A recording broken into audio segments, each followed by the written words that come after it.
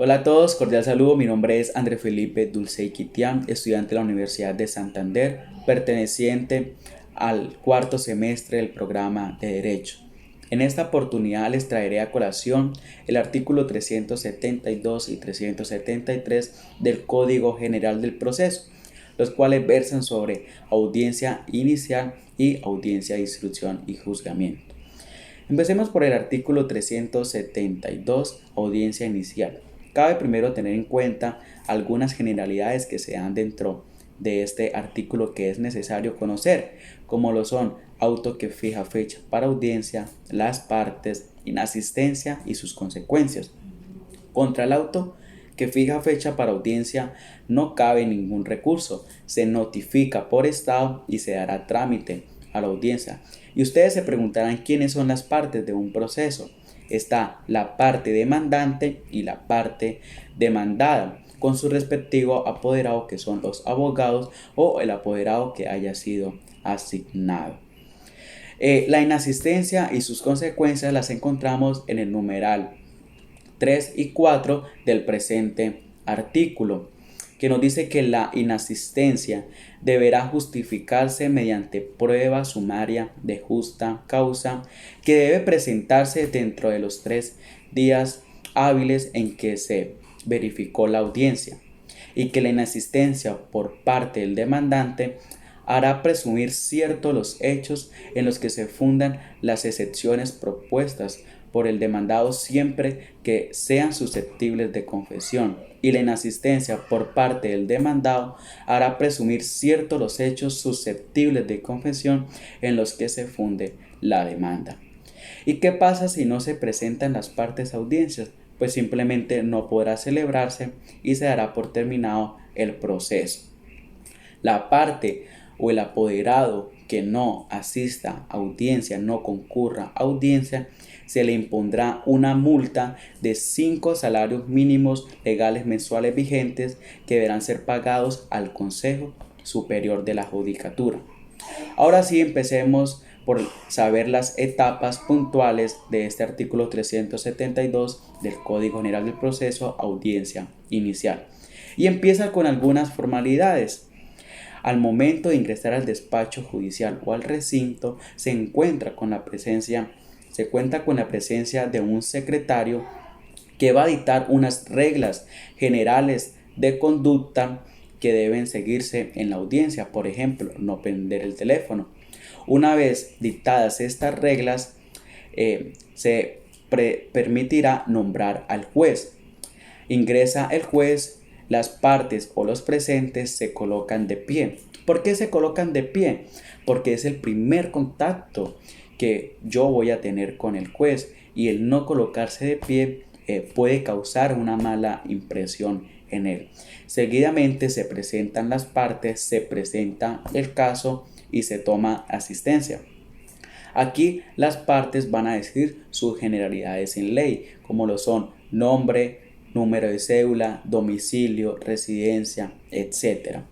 Cabe aclarar que para el abogado es obligatorio informar su correo electrónico al momento de presentarse, y una vez el juez, conociendo el caso, invitará a las partes a la etapa de conciliación. Aquí el juez apagará su micrófono y las partes también, y el juez presentará una propuesta de conciliación sin que eso signifique obviamente prejuzgamiento. Invitará a las partes a que concilien. Y este punto me parece muy importante porque aún en el último momento de evitar agotar los recursos procesales, se puede conciliar. Por ejemplo, yo como parte demandada de un proceso ejecutivo en el cual me exigen el cumplimiento de una obligación, yo puedo decir a la parte demandante que le voy a pagar en tal fecha y en tantas cuotas, y si la parte demandante acepta esa propuesta y llegamos a un mutuo acuerdo, se puede decir que se celebra la conciliación.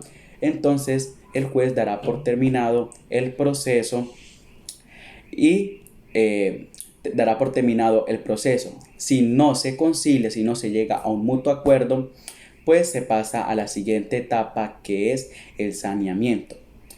Esta etapa es la oportunidad que tienen las partes y el juez de pronunciarse por si avisoran alguna irregularidad en el trámite que se le ha dado a la demanda.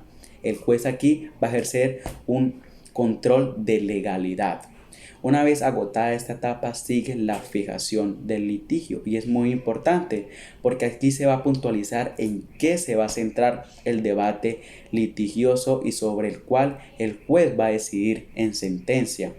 Entonces, si yo como parte demandante, por ejemplo, exijo el cumplimiento de una obligación de una cierta cantidad de dinero a la parte demandada y que la parte demandada se niega a pagar, el juez se va a concentrar en ese punto y va a decidir en quién tiene la razón. Esa es la fijación del litigio.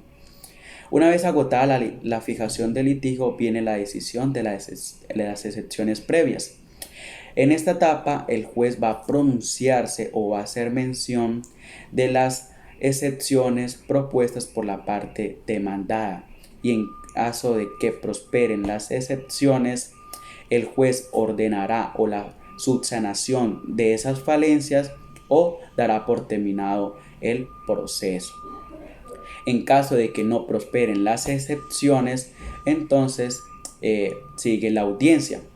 Y agotada esta etapa sigue el interrogatorio de parte. Cabe aclarar que el interrogatorio de parte es un acto que se realiza bajo el juez, ya que es obligatoriamente bajo el juez, ya que es oficio propio de él. Aquí, como abogado, se puede contrainterrogar a mi cliente y a mi contraparte en objeto del proceso. Una vez agotado esta etapa viene el decreto de pruebas. Aquí el juez va a hacer mención sobre las pruebas solicitadas por las partes que se van a practicar en la segunda audiencia. Cabe aclarar que en la primera audiencia, en la audiencia inicial del artículo 372, solo se practica el interrogatorio de parte. Luego se da paso a la audiencia de instrucción y juzgamiento del artículo 373, las cuales quedarán notificadas por estrado. Ahora hablemos de la audiencia de instrucción y juzgamiento, artículo 373. Empieza por el objeto del litigio. Aquí va a ser mención nuevamente de los hechos demostrados y va a descartar esas pruebas que ya no son necesarias para el juez. Una vez pasado esto, viene la práctica de pruebas. Aquí se practica la prueba testimonial, la prueba pericial, la prueba documental, la prueba interrogatoria, siempre y cuando en la primera audiencia haya dicho que la iba a practicar en la segunda audiencia de instrucción y juzgamiento. También está la prueba de inspección judicial y la prueba de oficio. Una vez agotada esta etapa vienen los alegatos de conclusión y quizás es una de las etapas más importantes porque es la oportunidad que tiene el abogado para convencer al juez. Es la oportunidad que tiene el abogado para decirle al juez cómo debe fallar a su favor. Y es necesario conocer unas técnicas que puedan servir para hacer convencer al juez. Primero, empezar por decirle que sí hay derecho que remediar. Hay que intentar persuadir al juez y hacerlo caer entre esa balanza de justicia, de moral y derecho. Este tendrá un término de 20 minutos que se podrá prorrogar por 20 minutos más, en las que el abogado tendrá esa oportunidad de convencer al juez para que falle a su favor. Y por último, como última etapa, viene la sentencia.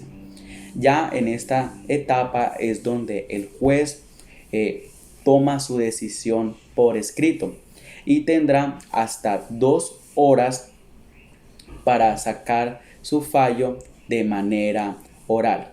Y así es como se da por terminada esta audiencia de instrucción y juzgamiento del artículo 373. Agradezco su permanencia hasta esta parte del video. Muchas gracias y espero que les sirva. Hasta luego.